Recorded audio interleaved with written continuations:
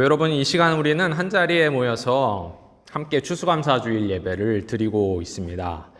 이곳에서 제가 예배를 집례하고 또 설교하기를 본격적으로 시작한 것이 작년 2024년 추수감사주일이었으니까 이곳에서의 저의 목회 사역도 어느덧 한 해가 지난 셈입니다. 1년이 된 셈입니다. 벌써 시간이 그렇게 되었네요.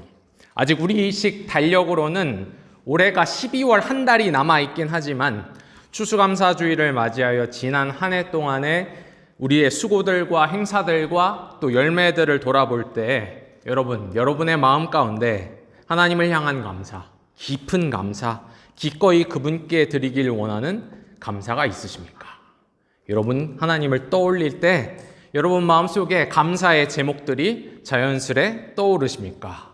이 시간에 제가 이런 거 잘 안 하는데 이 시간 바로 직접 한번 확인해 볼까요? 여러분 같이 한번 해봅시다. 입술을 열어서 이 시간 하나님 감사합니다 해봅시다. 하나님 감사합니다. 해보세요 한번. 하나님 감사합니다. 이 문장, 이 표현이 자연스럽게 기꺼이 마음에서부터 입술로 나옵니까? 그게 아니라면 아이고 참 또 교회가 나에게 감사를 강요하네. 전혀 감사할 상황 아닌데 억지로 나에게 감사의 짐을 또 지우네. 그렇게 느껴지십니까? 여러분 오늘 본문 말씀 빌립보서 4장 6절 보시면요. 염려하지 말라. 아무것도 염려하지 말라는 사도의 권면이 거기에 있습니다. 여러분 염려는 마치 그림자와 같아요. 늘 사람 곁에서 늘 사람을 따라옵니다. 어려서부터 시작해서 나이가 지긋이 들어도 염려가 굿바이를 고하고 사라지는 것이 아니라 염려가 쭉 쫓아옵니다. 염려할 거리들은 어디서든 어떻게 해서든 자꾸 생겨납니다. 물론 개인차가 있겠죠. 어떤 분은 작은 것에도 예민하게 반응해서 막 마음고생하면서 염려하는 분들이 있겠고, 반면에 어떤 분은 염려거리가 있어도 상대적으로 빨리 잊어버리는 그런 망각의 은사를 받은 복된 분들도 있겠습니다. 그러나 분명한 것 하나는 오늘 말씀에 보면요, 말씀은 염려를 긍정하지 않는다는 점입니다. 말씀은 우리에게 염려는 그냥 인간에게 당연한 것이다. 있을 수밖에 없는 것이다. 염려를 그냥 있는 그대로 받아들이고 살아라. 그렇게 말하지 않고요. 도리어 어떻게 말하냐면 염려는 하나님의 사람에게 어울리지 않는다. 하나님 나라 시민에게 염려는 합당하지 않다. 하나님이 지으신 사람, 하나님의 사랑을 받는 사람에게 염려는 무척 해로운 것, 영혼을 망치는 것이다. 그렇게 말합니다. 그게 분명한 성경의 입장이에요. 여러분 성경 잘 보시면요, 비단 사도 바울이나 빌립보서만 그런 입장을 취하는 것이 아니고 여러분이 마태복음 6장 25절부터 30절 말씀 보면은 예수님도 똑같이 말씀하십니다. 염려하지 말아라.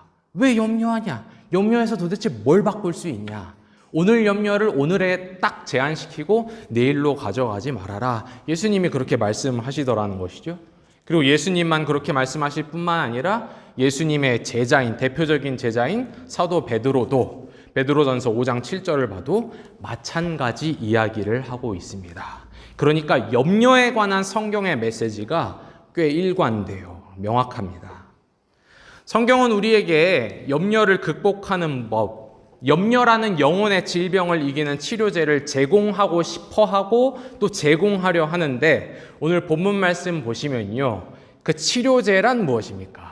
오늘 본문 속에 나오는 치료제, 극복하는 법이란 무엇입니까?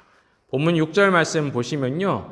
아주 단순하고 아주 분명하게 가르칩니다. 이렇게 나오죠. 모든 일에 기도와 간구로 하나님께 아뢰라. 기도와 간구, 그게 염려를 다루고 염려를 극복하는 법, 염려의 치료제다. 이렇게 말씀하고 있습니다. 모든 일에 기도와 간구로 하나님께 아뢰라. 이렇게 나오는데요. 여러분 여기서 모든 일이란 무엇이겠습니까? 모든 일 아뢰라. 이렇게 말하는데요. 나를 염려케 하는 일, 염려에 사로잡히게 하는 모든 일, 모든 염려거리들이 생겨날 때, 그것이 찾아올 때, 그리고 내 마음속에 거주하려고 할 때 내가 그것을 스스로 끌어안고 있지 말고 그냥 몽땅 하나님께 올려드리라는 말입니다. 여러분 구약 성경에 보면은 번제라는 제사가 있습니다. 제사 중에 번제라는 제사가 있죠. 이 번제의 특징이 뭐냐면 제산물을 하나도 남김없이 잿더미가 될 때까지 전부 몽땅 태워서 연기를 하늘로 올려 보냅니다. 그걸 번제라고 부르는데요. 몽땅 드리는 것. 왜 갑자기 번제 이야기를 드리냐면요. 기도와 간구라는 것은 마치 번제와 같아요.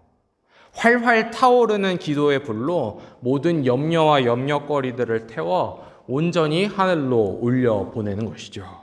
나를 사로잡고 있는 염려를 하나님께 전부 넘겨드리는 것입니다. 그래야 비로소 아무것도 염려하지 않게 되기 때문입니다. 모든 것이 다 넘어갔기 때문에, 이양되었기 때문에.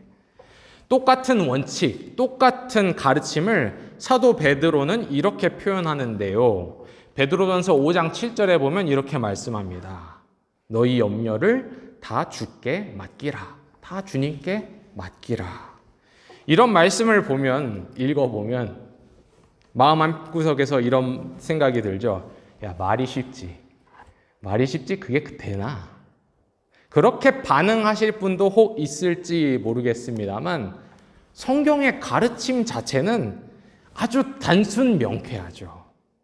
그러니까 어떻게 보면 염려거리가 많은 사람, 시시각각 염려에 사로잡히고 시달리는 사람은 더 기도해야 하는 것입니다. 어떻게 보면 염려가 찾아오면 염려가 내 머리 위에 슬며시 앉아 거기서 또아리를 틀려고 하면 그것을 어떻게 받아들여야 하냐면, 해석해야 하냐면, 기도의 신호구나, 기도의 기회구나, 기도의 계기로 삼아야 하는 것입니다. 내가 기도할 때구나. 염려가 찾아오는 것을 보니, 염려가 자꾸 내 안에 머무르려고 하는 것을 보니 내가 하나님 찾아서 하나님께 기도하고 간구해야 할 때구나, 그런 신호구나라고 받아들일 필요가 있습니다.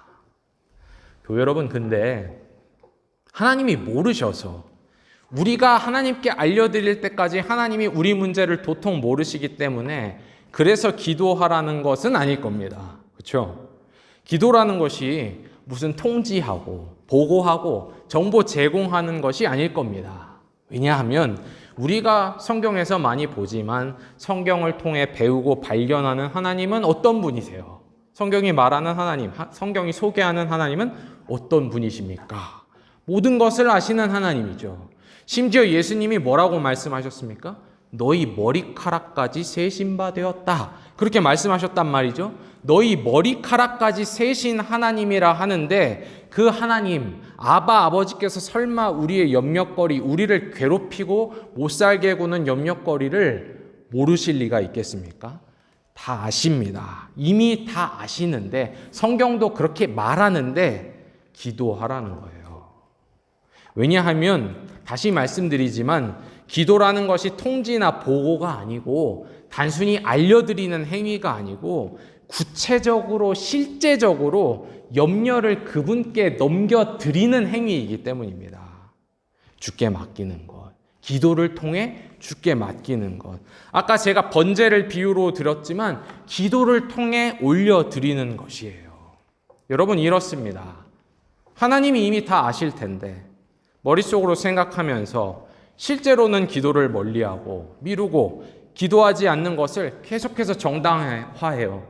하나님 이미 아시는데 내가 굳이 기도할 필요가 있나? 그렇게 정당화하곤 하죠.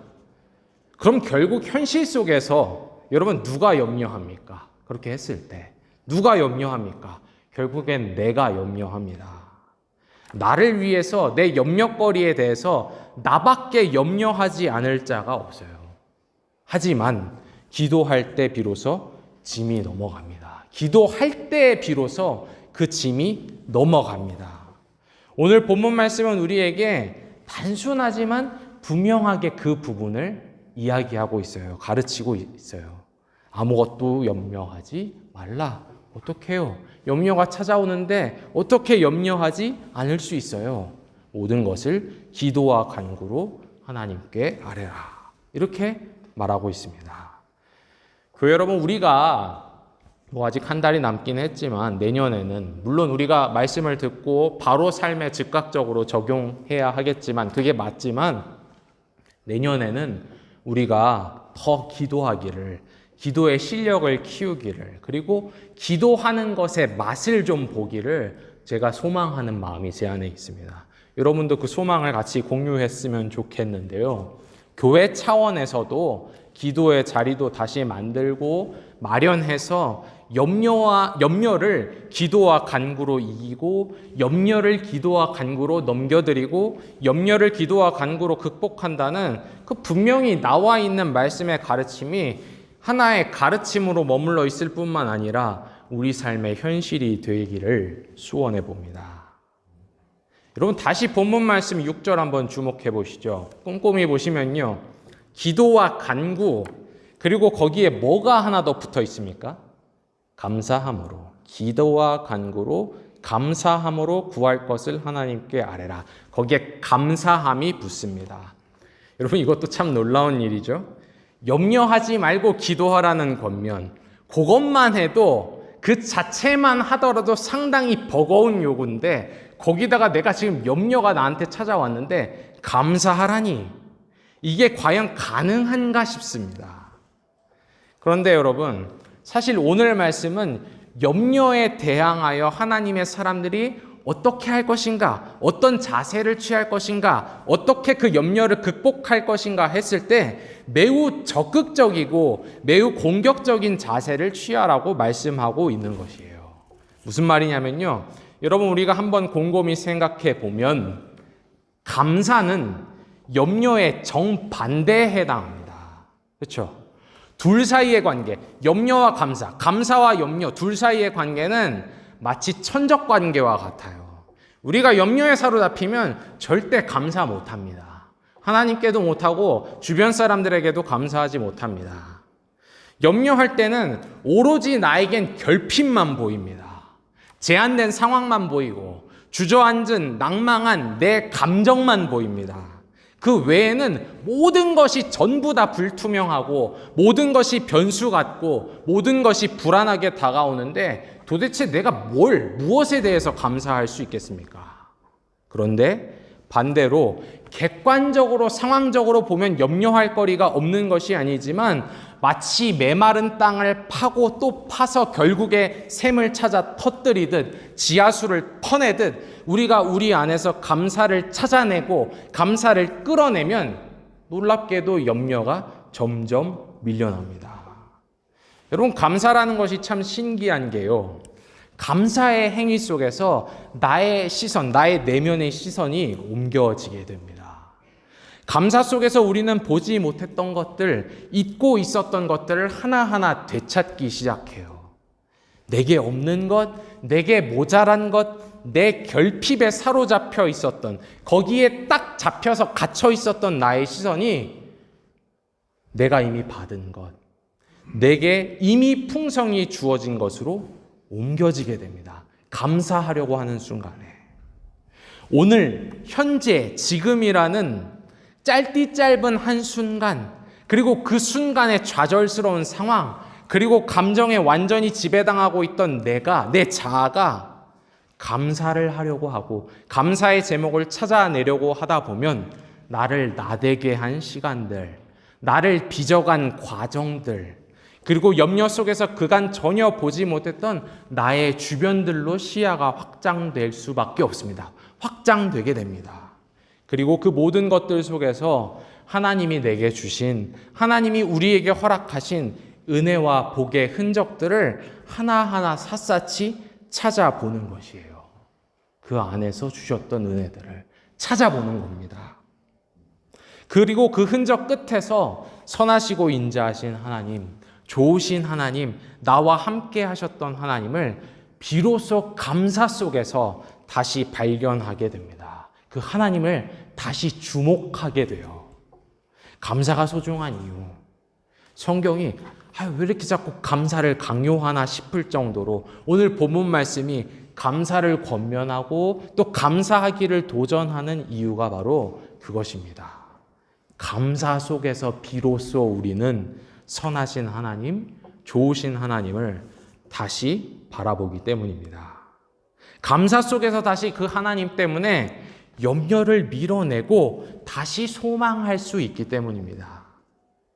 교우 여러분, 로마서 8장 28절에 보면은 다음과 같은 유명한 구절이 있습니다. 아시는 분도 있으실 텐데요. 8장 28절이라고 언급하자마자 아시는 분도 있으실 텐데요. 이런 말씀입니다. 하나님을 사랑하는 자, 곧 그의 뜻대로 부르심을 입은 자에게는 모든 것이 합력하여 선을 이루느니라. 이런 말씀이 있어요. 하나님을 사랑하는 자, 곧 그의 뜻대로 부르심을 입은 자에게는 모든 것이 합력하여 선을 이루느니라. 감사함으로, 감사할 때 우리는 이 말씀을 다시 붙잡습니다.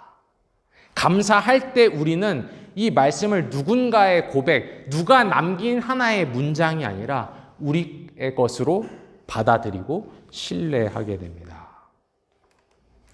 사랑하는 교우 여러분, 염려에 지배당하지 않고, 염려에 항복하지 않고, 염려에 자기 자신을 내어주지 않고 도리어 기도와 감사함으로 하나님께 나아가는 자에게 한 가지 약속이 주어집니다. 그 약속의 내용을 살펴보는 것이 오늘 설교의 마지막 작업이 될 텐데요. 본문 7절 한번 같이 읽어볼까요? 본문 7절 한번 읽어보겠습니다. 그리하면 모든 지각에 뛰어난 하나님의 평강이 그리스도 예수 안에서 너희 마음과 생각을 지키시리라. 아멘. 그리하면 모든 지각에 뛰어난 하나님의 평강이 그리스도 예수 안에서 너희 마음과 너희 생각을 지키시리라. 여러분, 무슨 약속입니까?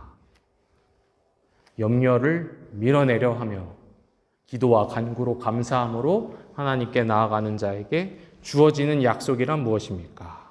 하나님의 평강이 주어질 것이라는 약속입니다. 여러분, 하나님의 평강은요, 인간의 평강, 인간이 누리는 평화와는 다릅니다. 어떻게 다르냐면요, 세 가지 의미에서 다릅니다. 첫째로, 인간의 평화는 그 평화를 누릴 당시만 하더라도 참 좋고 참 달콤합니다. 하지만 결국 그 평화를 지켜야 하는 것이 인간 자신이기 때문에, 인간이 평화를 지켜야 하기 때문에 평화 속에서도 앞으로 내가 지금 누리고 있는 이 평화를 잃지 않을까 노심초사해야 합니다. 언제 내 평화가 빼앗기지 않을까 걱정하고 준비하고 예비해야 합니다. 하지만 하나님의 평화는 어떻습니까? 오늘 본문 말씀 7절은 이렇게 이야기해요. 그 평화가 하나님의 것이기 때문에, 하나님의 주시는 것이기 때문에, 하나님이 주어에 해당하시기 때문에 그것은 사람을 지켜줍니다. 사람의 마음과 생각, 사람의 전 인격을 지켜줍니다. 그것이 오늘 말씀이 말씀하고 있는 바입니다. 둘째로, 하나님의 평강은 어떻게 다릅니까? 본문 7절에 보면요, 이렇게 수식하고 있어요. 그 평강, 하나님의 평강은 모든 지각에 뛰어나다, 이렇게 말씀하는데요. 유명한 구절이죠. 모든 지각에 뛰어난 하나님의 평강. 참 멋진 표현입니다. 그럴싸한 표현인데요.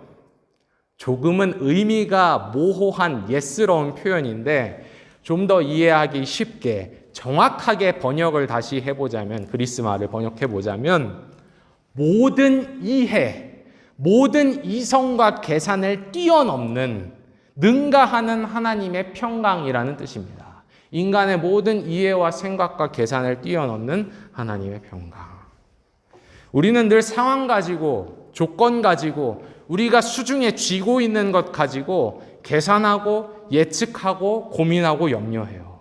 한정된 것 안에서 온갖 시나리오를 씁니다. 그러나 하나님의 평강은 어떻다는 겁니까? 그 모든 걸 뛰어넘는다는 겁니다.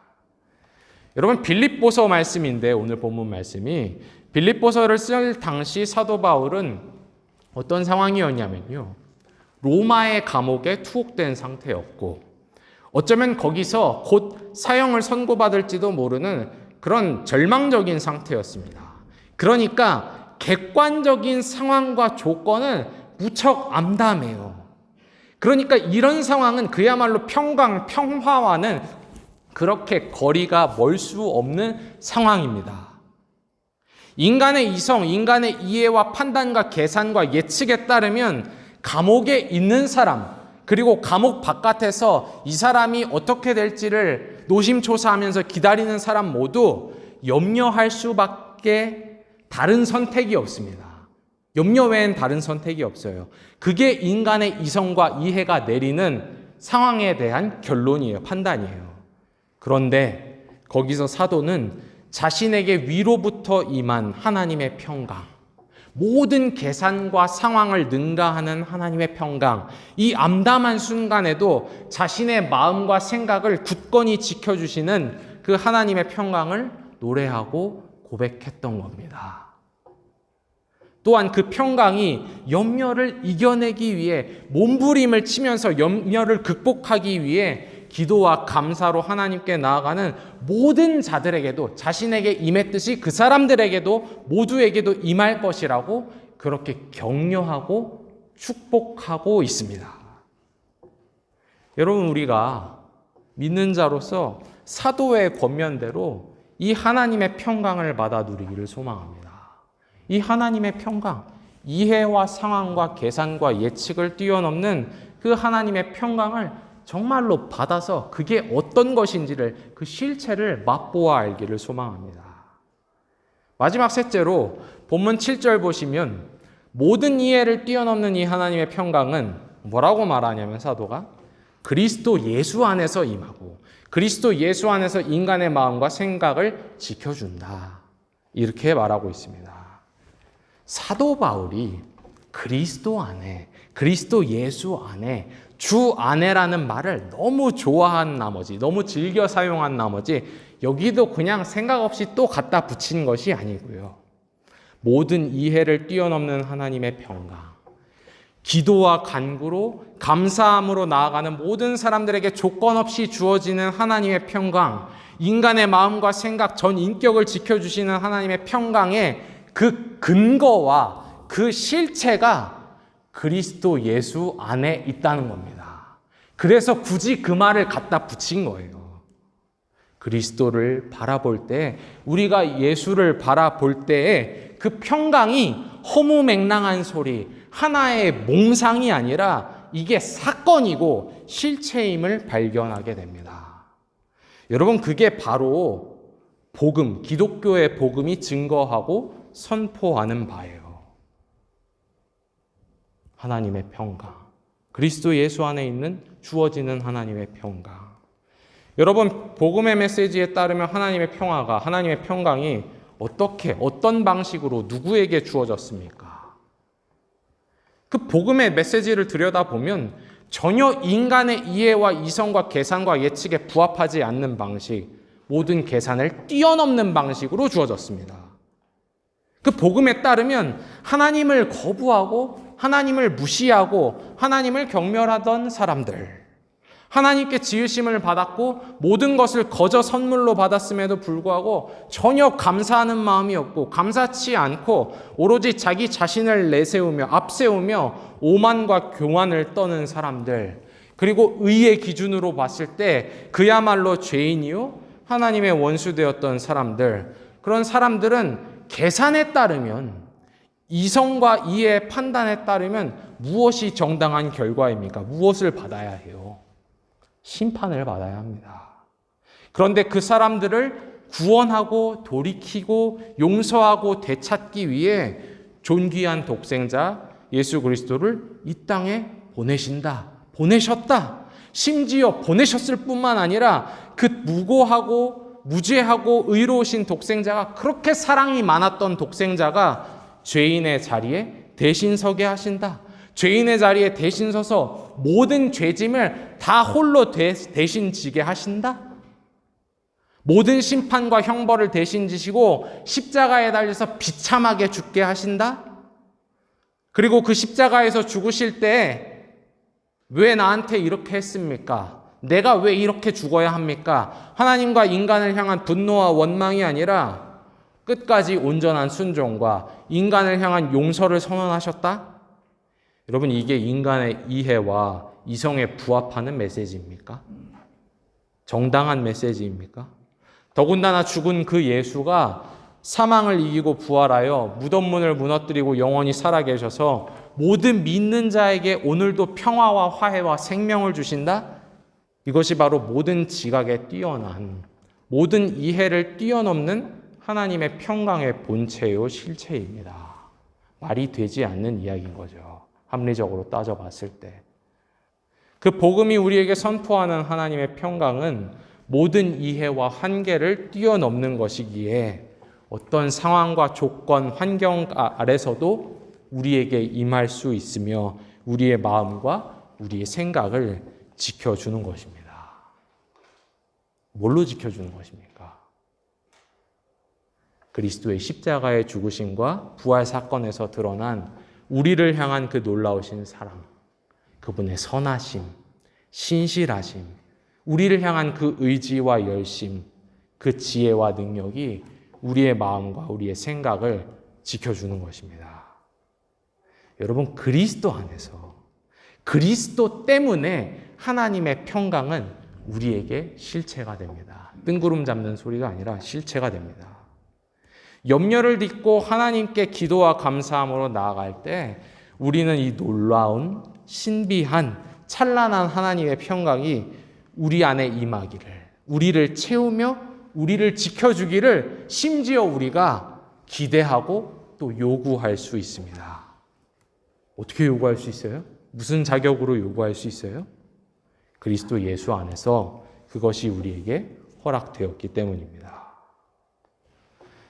교회 여러분, 사도 바울이 우리에게 주는 권면과 축복을 따라 그리스도 안에서 약속된 그 하나님의 평강, 그 놀랍고 강력한 평강을 바라며 기도와 간구로 하나님을 찾기를 원합니다. 여러분, 염려가 찾아오죠. 분명히 염려가 찾아옵니다. 어저께도 염려가 찾아왔고 오늘도 찾아올 것이고 내일도 찾아올 것입니다. 염려가 찾아올 때, 염려가 나를 사로잡으려고 할 때 염려에 그냥 지지 말고, 염려에 그냥 지배당해 버리지 말고 주실 평강을 기대하면서 그것을 바라보면서 여러분, 이렇게 표현하자면 기도와 감사에 몸부림을 칩시다. 그냥 기도가 자연스럽게 나오고 감사가 자연스럽게 나올 때 하자는 것이 아니고 몸부림을 쳐봅시다. 어느덧 염려하고 있는 내 자신, 내 자아를 마주할 때마다 스스로에게 말해주세요. 기도하자. 하나님께 나아가서 간구하자. 그거 할 때다. 스스로에게 속삭여 줍시다. 속삭여서 안 되면 조금은 대담하게 말해봅시다. 여러분, 오늘 우리가 추수감사주일 예배를 하나님께 드리고 있습니다. 개인마다 처지와 상황, 느끼는 감정과 마음은 사람마다 다 다르겠죠. 지금 이 순간에도. 하지만 다양한 상황과 환경, 조건 가운데서도 모든 것이 합력하여 선을 이루게 하시는 그 하나님께 여러분 힘을 내서 의지를 발휘하여 감사합시다. 감사를 드립시다. 앞으로도 모든 것이 합력하여 선을 이루게 하실 것을 또 소망해 봅시다. 앞으로도 그렇게 하실 것이라고 다시 소망해 봅시다. 다시 나에게 소망을 속삭여 봅시다. 이 시간 주께 감사하며 은혜를 간구하는 우리에게 모든 이해를 뛰어넘는, 모든 계산과 예측을 뛰어넘는 하나님의 평강이 그리스도 예수 안에서 주어지기를, 그리고 그 평강이 놀랍게도 여러분과 저, 우리 모두의 마음과 생각을 굳건히 지켜주시기를, 굳건히 지켜주시는구나라고 느끼고 고백할 수 있게 되기를 성삼위 하나님의 이름으로 축원합니다. 아멘.